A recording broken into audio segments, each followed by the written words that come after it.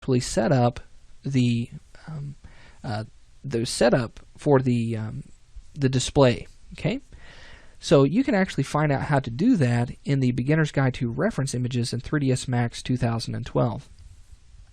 Okay, now let's go ahead and get our next reference image, and we're going to go to our Rotate tool, and I'm going to turn on Angle Snapping.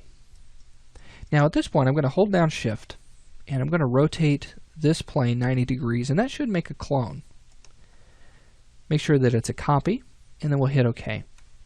Now we need to create another material for our profile reference image. So let's go to Materials, drag in a new standard material, double click on that, and that'll bring up a brand new material parameters. And let's just do like we did before. Let's click on that shortcut, go to Bitmap, and let's use Warrior Profile this time.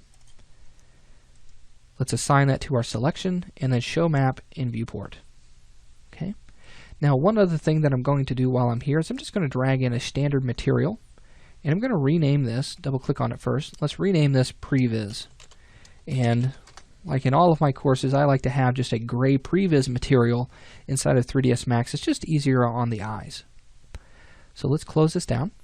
And now let's separate our planes. So let's go to our Move tool, and on my profile image I'm going to grab in the X direction, just pull that back.